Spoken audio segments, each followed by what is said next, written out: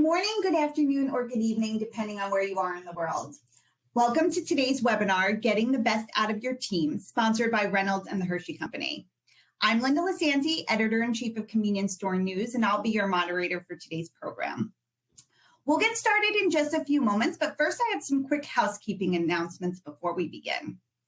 The materials in this webinar have been reviewed by our editorial staff. However, the views of their speaker and their organization are their own and do not necessarily reflect those of Convenience Store News or its publisher Ensemble IQ. Next, I want to let you know that one of our goals is to make this session as interactive as possible. And so you can use the Q&A function on the left side of your screen below the presenter headshot to ask questions throughout the program. I will pose these questions on your behalf. Your identity will remain confidential. If we don't have time to answer all the questions, we'll follow up with you after the session concludes via email. You can also use this Q&A section if you have any technical questions about the webinar itself, and you'll get a direct reply from our producer. And then finally, one last housekeeping announcement. At the end of this event, we'll have an evaluation survey.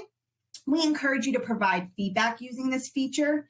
And if you wish to review this webinar or share it with your colleagues, a replay will be available within 2 hours for multiple platforms. Okay, now on to today's presentation. Convenience Store News' Future Leaders in Convenience program, which is now in its 7th year, is designed to celebrate and help develop the next generation of C-store industry leaders. This year, we've added another element to our program, the Future Leaders Learning Lab. Skills-based and delivered in quick-hitting 30-minute segments, this quarterly webinar series aims to give participants techniques and tools they can use to take their careers to the next level. Our third Learning Lab session today focuses on team leadership. The success of any organization depends heavily on the effectiveness and cohesion of its teams, especially in today's competitive market. To discuss actionable strategies you can use to inspire and empower your team, creating a dynamic and positive workplace culture, I'm happy to have with us today Jen Rekla. With more than 15 years of organizational development experience in leadership consulting and mentoring, she specializes in creating growth experiences that inspire and equip leaders to build engaged, collaborative, and resilient teams. Welcome, Jen. So happy to have you here today. And I'm going to turn it over to you now. Wonderful. Thank you so much, Linda. Appreciate the introduction and the invitation to connect with all of you today about getting the best out of your teams. So I'd like you to start with envisioning the best leader that you've ever had. Feel free to close your eyes if that's helpful. No one can see you. And think about, why were they the best leader? What was it about their style that got the best out of me and the best out of others on the team? How did they make me feel? How did they challenge me? How did they help me to grow? So hold on to that feeling. Hold on to those positive thoughts that you have about that leader, because that's the way that you want your team to feel about you. We want to create teams that are engaged. They're excited to come to work. They learn, grow, produce positive results. They consistently show up. They are effective at collaboration. They work productively together. They're cohesive. They lean into supporting each other and showing appreciation to their colleagues. And they're resilient. So they're not just navigating through challenging and uncertain times. They're navigating through those tough times at the same level that they're navigating when they're in thriving mode as well. So their ability to bounce back quickly is something that you are creating and curating on your team. Now, during my career, I have had wonderful leaders that have really shaped the trajectory of my career. And then I've had some unhealthy leaders that I didn't really feel got the best out of me. And what I've seen firsthand is that strengthening engagement, collaboration, and resilience in others can truly transform your team and your outcomes. So to help you build a team that looks just like that, we're going to talk about 3 keys. These are really foundational to getting the best out of your team. And this is based on my own experience leading teams. And this is also based on my experience working in the learning and development field and pulling from best practices in leadership development. So one of the keys that I'm going to talk about is embracing a people-first mentality. This really builds trust, authentic connections, and it helps us lean into empathy. The second key I'm going to talk about is cultivating a growth mindset. This is really going to help with strengthening resiliency in yourself and the people on your team. And then the third key that we're going to discuss is a strengths-based approach, adopting an approach where you are identifying and leveraging the strengths of your team, which really leads to very strong engagement. So let's dive into this first key, a people-first mentality. Here's a picture of my family. So I'm married. We've been married about 13 years, and I've got a couple of little kids. They're 7 and 9 now, but in this picture, they were probably about 3 and 5. And I remember that my husband was away on a work trip for about a week. I was taking care of the kids. We'd gotten ready in the morning. They were playing in the playroom, and I had about 25 minutes before their daycare opened. And I thought, all right, I got 25 minutes. What can I do with myself? Well, I could go check my calendar, check some email, just get organized for the day so that after I drop them off, I can just hit the ground running with all the activities that I need to do. So I went to my home office. I started organizing my calendar, checking my email. About 10 minutes in, I'm trying to answer this one more email, and I hear the pitter patter of feet coming up the stairs. They come in, they're on my seat. I'm trying to type. They're climbing all over me. They're trying to tickle. They're laughing. They're playing with my hair. I'm just asking them, just give me, mommy, 2 more minutes to finish this one last email. And I was getting more and more stressed. I could feel it building in my body. And I stood up, I raised my voice at them. It was not my proudest mommy moment. I stomped my feet, and thankfully in that moment, they looked at me and they started laughing because I was being so ridiculous. And what I realized was in that moment, I was not approaching them with a people-first mentality. I was looking at those 2 individuals as barriers, as objects in the way of me responding to an email. So when we step into that space where we're looking at people as barriers or objects, we're really diminishing their needs, their challenges, their wants. And what we want to do is shift to more of that people-first space, recognizing that they have needs, they have challenges, they have goals, and those are equally as important as my own. So it's a recognition of valuing and hearing that. It's really thinking about people are doing the best they can, given their circumstances, given their resources, given that they're 3 and 5 years old. They're just tiny humans. So when we step into that people-first mentality, we're really leaning into empathy. What would it be like to be them if I were to step into their shoes? And it is really aimed at lifting others when we step into this space. And to put it into a little context for yourself, think about a time where you were treated like an object. Someone you didn't feel valued, you didn't feel heard. Think about that, how that made you feel, what impact that had on you. We never want our team members to feel that way. Now, think about maybe a tough time you were going through or a mistake you made. You made a big mistake and someone treated you with that people-first humanity. They recognized that you didn't mean to do it. It wasn't your intention to do it. So let's talk through it. How can I support you? How can we move on? It wasn't about shaming and blaming, which is what we tend to do when we look at people as objects. It was really about supporting, understanding, strengthening the relationship with the other person. So think about that moment when someone really saw you as a person first and how that made you feel. That's the way we want our teams to feel.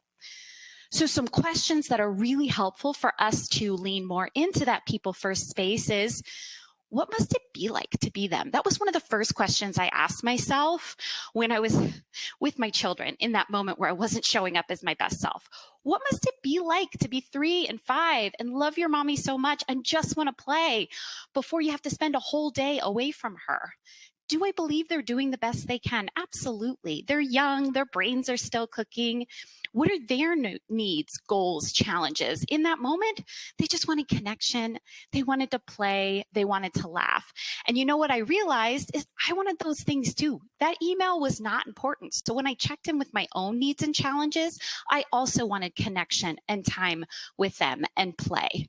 So when I look back on that situation, that first step for me to shift more towards that people first mentality was to see them, to ask myself, what must it be like to be them? And if I were to really step into their shoes, how might I adjust my efforts? So in that moment, I got down on the floor and I started tickling them, and we laughed and we played for the next 5-10 minutes before I took them off. And then measuring impact. I also checked in with them to say, hey, mommy didn't show up in the best way. That wasn't okay, and I'm really sorry. So recognizing that I wasn't in the best space, and then just checking in to see how they were doing. And this model, this is an acronym. First, the acronym is SAM, See Others, Adjust Efforts, and Measure Impact.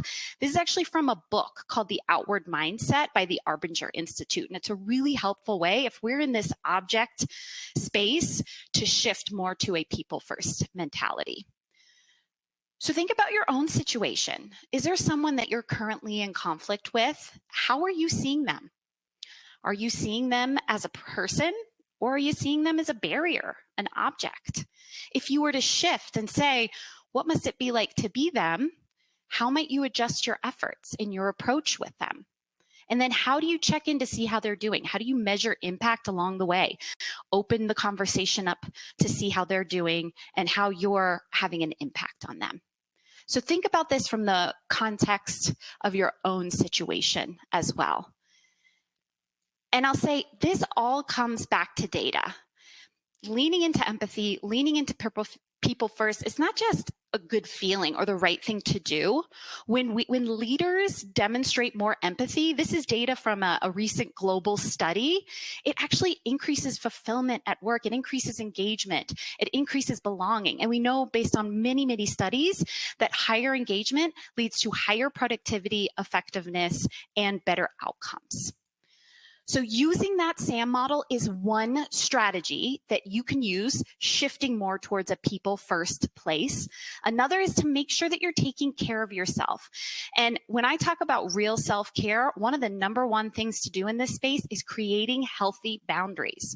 For me, I created a healthy boundary for myself to say, I'm not checking work email, I'm not checking calendar until my kids go off to school or go off to daycare. And then the last piece is creating rituals or traditions for your team. So these are things like once a month we get together for a potluck in person, or we do a virtual lunch where we don't talk about work. Fridays, we're all going to wear a team or a sports jersey. We have Thankful Thursdays where we share kudos and shout outs to everybody on the team, where we're really supporting the work that we've done collaboratively over the week. So creating those traditions, it creates rapport, it humanizes people, it creates camaraderie, which really makes it a lot more natural for us to step into that people first space. The next key that we're going to dive into and talk through some strategies is cultivating a growth mindset. Now, I've been familiar with the concept of a growth mindset for a really long time, and being in the learning and development space, I thought that my love of learning was enough. I didn't really truly comprehend its depth until I started reading the work of Carol Dweck. She wrote a book called Mindset about this, did lots of research around growth versus fixed mindset. And what I came to realize is that a growth mindset goes beyond the enthusiasm and love for learning. It's really about embracing challenges, viewing failure as a stepping stone rather than a roadblock, and continually developing one's skills and intelligence. So it involves us being more comfortable with making mistakes, accepting imperfections, and really embracing this journey of continuous improvement. Mindset, the reason why diving into a topic like mindset is so important is it's our lens with which we view the world. So based on the mindset that you have, that drives your behaviors, your actions, and your results. It's very foundational. And to give you an example of growth versus fixed mindset, we've got Michael Jordan, very famous basketball player. He's a great example of demonstrating a growth mindset. So I don't know how familiar you are with his story, but he got cut from his high school basketball team. And instead of sitting in that and getting sad and depressed and deciding to give up, he decided to create a really rigorous practice routine to get better. And that's something that continued throughout his career. He tried a whole different sport with baseball and playing professional baseball. And then when he returned to basketball, he didn't really understand what all the fuss was. Why are people making such a big deal about me returning? I'm just a person like everyone else. There was a humility there. Now, on the other side of that, there's John McEnroe. So I don't know if you're familiar with John McEnroe. He is a former tennis player and very famous for his on-court tantrums. He did not like to listen to feedback or coaches. He really relied on his own innate abilities. And when he lost a match, he would blame everyone and everything. The cameraman took off their headset and it made a noise. I ate too close to the match. I'm too fat. I'm too thin. It's too hot. It's too cold. He'd find every excuse possible instead of recognizing that maybe I need to work on my skills. Now, what's interesting about John McEnroe is that he transitioned later on to be a commentator, and he demonstrated much more of a growth mindset in that space, which I think is a great indicator that this is something that we can build, strengthen, and grow. So for you, think about it. Where do I lean towards? Is it more of the growth mindset space, or is it more of the fixed mindset space? And there's no judgment here. It's really just more of a self-assessment of where I am. Now, you're not 100% in either one of those categories. You're going to tend to lean towards different spaces depending on the situation that you're in or even your work culture. But where's your tendency? Is your tendency that you believe I can learn anything I want to? Or is your tendency more, I'm either good at it or I'm not? Which belief here do you gravitate more towards? When I'm frustrated, I persevere, or when I'm frustrated, I give up. And then here's a final quick self-test for you. Do you tend to gravitate towards the belief that I want to challenge myself, or I don't like to be challenged? So each of those belief systems is tied to either a growth mindset or a fixed mindset. So with a growth mindset, failure is an opportunity. I look at feedback as something that's really constructive. I believe that we all can get a little bit better. I like to try new things. I like to be challenged. Do you gravitate more towards that? Or do you gravitate more towards the fixed mindset where I believe that you either have it or you don't. Abilities, you're either born with them or you're not. I want to avoid failure. I don't love challenges. I like to stick to what I know. So again, this is just for you to get an idea of where you think you might be and even where you think your team might be. And if you'd like to strengthen your growth mindset, one way to do that, this is something that you can journal about. You can do this activity with your teams, or if you just want to think about it. What's a failure that I've had in the past? Because we've all made mistakes and we've all failed. And then what did I learn from that? Or think about what's a challenge that I overcame and succeeded? How did I get through that? And what that does is it reminds us that we've been through this before. We've made mistakes. We've been through challenges. It's shaped who we are today. There is another side to this. So that's one strategy that can be really helpful in strengthening a growth mindset, sharing those lessons learned, sharing those failures, sharing those challenges that you overcame. And if you can do that in front of your team, that demonstrates vulnerability, and others are going to be more open to admitting their own mistakes and their own lessons learned. And that shared learning, it's just going to make you a stronger team. The second way to really dive into strengthening a growth mindset is feedback. Create a culture of feedback. And the best first step you can take with that is asking for feedback. More than just, do you have any feedback for me? Asking questions like, When was a time that you felt really supported by me? When was a time where you didn't feel as supported by me? Are there things I should be doing more of? Are there things I should be doing less of? Are there things I'm doing now or not doing that's getting in the way of my effectiveness as a leader? So asking really specific questions, listening to the feedback, appreciating that people are giving it to you, and then saying how you're going to follow through on that. Let me think about that, and I'll come back with some action items. So that really creates a culture where people, you're saying, I'm open to feedback, and then other people are going to start to follow suit. And that you're also saying is, I know that continuous learning and continuous improvement is important to me. And then the role modeling piece is to ensure that you're investing in your own growth, whether that's attending sessions like this, going to workshops, having a coach, having a mentor, reading, watching videos, that you're investing in your own growth and coming back to the team to say, here's what I learned. So you're demonstrating that we all can continually improve. We can all continually get better. So those are 3 strategies to help you cultivate and strengthen a growth mindset in yourself and on your teams. And then the last key that I'm going to mention is this strength-based approach. So there's some great research from Gallup. If you're not familiar with that company, they do a ton of research in the engagement space. They have an engagement survey, and some really fascinating research that they have is in this strength-based philosophy, strength-based approach. And what they found was when leaders don't focus on strength, there's about a 9% likeliness that an employee will be engaged. 9%. Now, when leaders do focus on strengths, that likeliness shoots up to 73%. So what this data is telling us is that when we lean into strengths and focus on this type of philosophy and approach, the likeliness of our employees being engaged is much higher, which again leads to more productivity, effectiveness, and better results.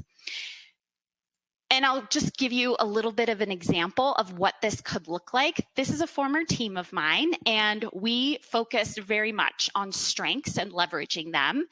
And our engagement on our team, it went up, trust went up. But what we also saw, which was so important, is the ripple effect it had on the rest of the organization. We saw engagement in our learning programs skyrocket. Engagement around professional development went from 59% favorable to 83% favorable 5 years later. We also see that satisfaction with learning opportunities that we were offering to employees, that went up significantly, and we saw participation in our learning programming go up. So this has a ripple effect on our outcomes, on the results that we're trying to produce as our teams. So what does it truly mean to adopt a strengths-based approach?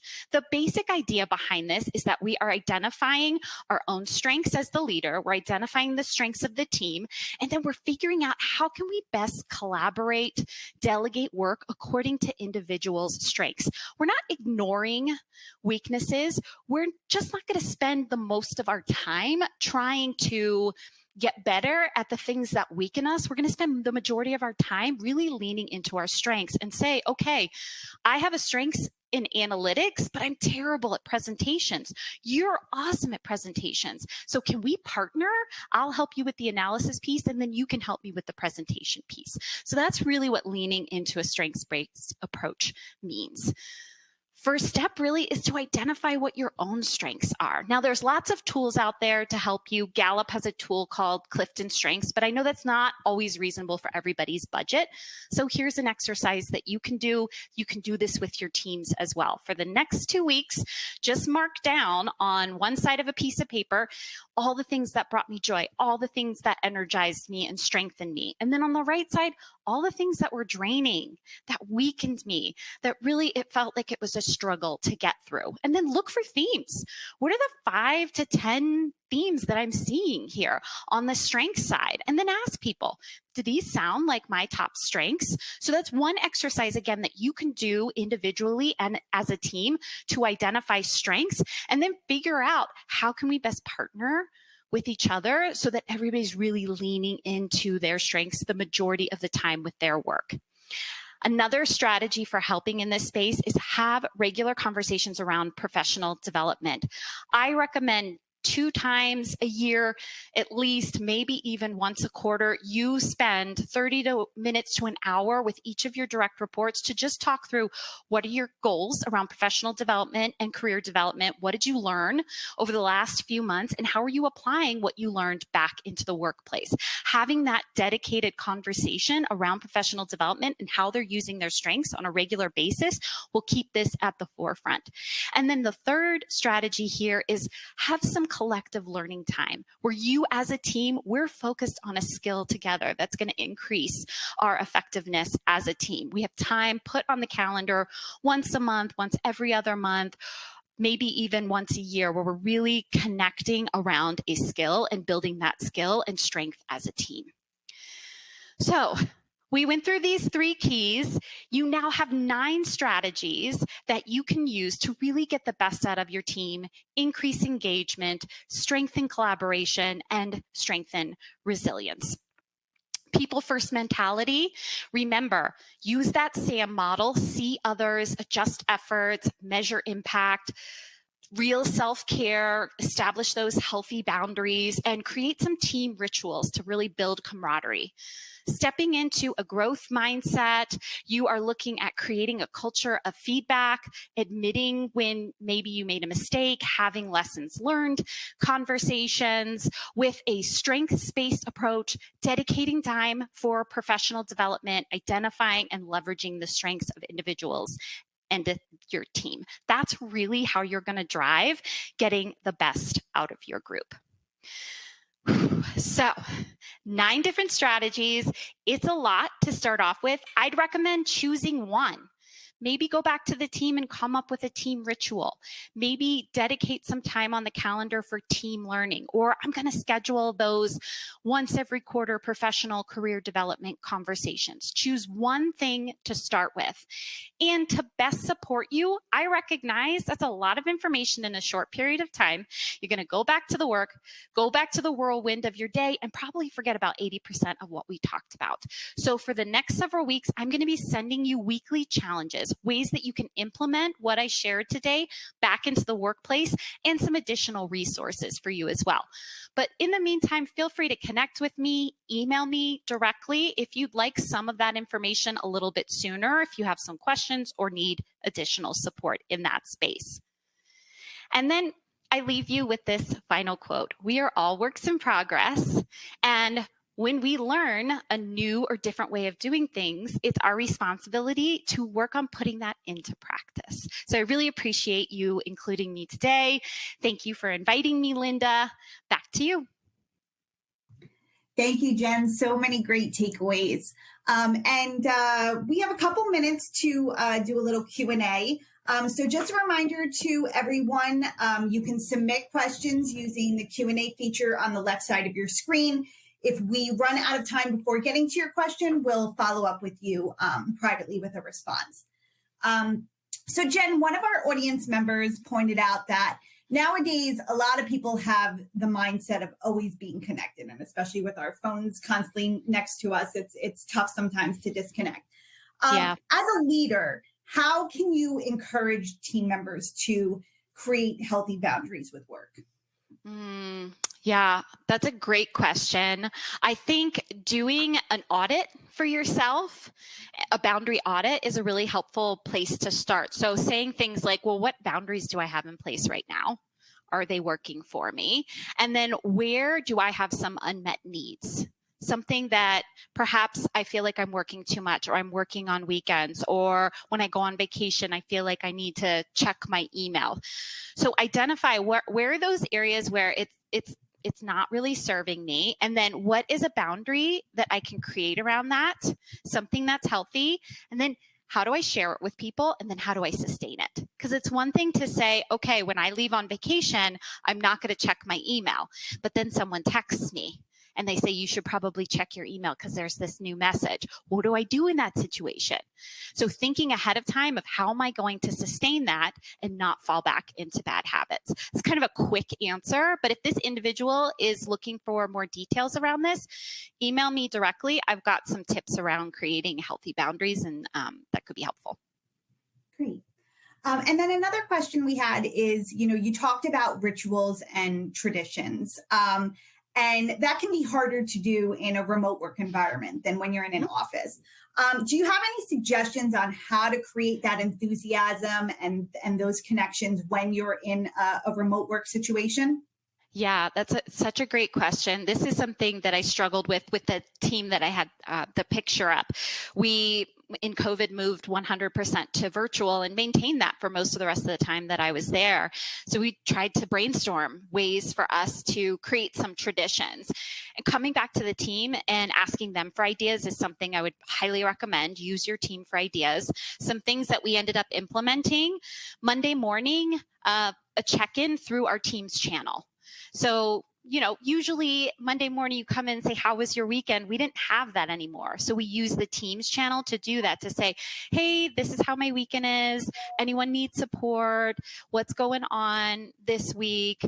So it was a way for us to check in with each other, honor that some people get up at 5 o'clock in the morning and some people don't want to check in until 9. So it gave people that space to do that. That became a tradition every Monday morning, and they still keep it to this day. I'm no longer their leader, and they keep it today. And then that's when we did monthly virtual lunch, and we said, we're not talking about work. So we'd share shows that we were binge watching, and we'd share books, and we'd share jokes and laugh. And it was just an hour once a month, optional, that people could just connect with each other. When we would do presentations collectively as a team, we wear the same color.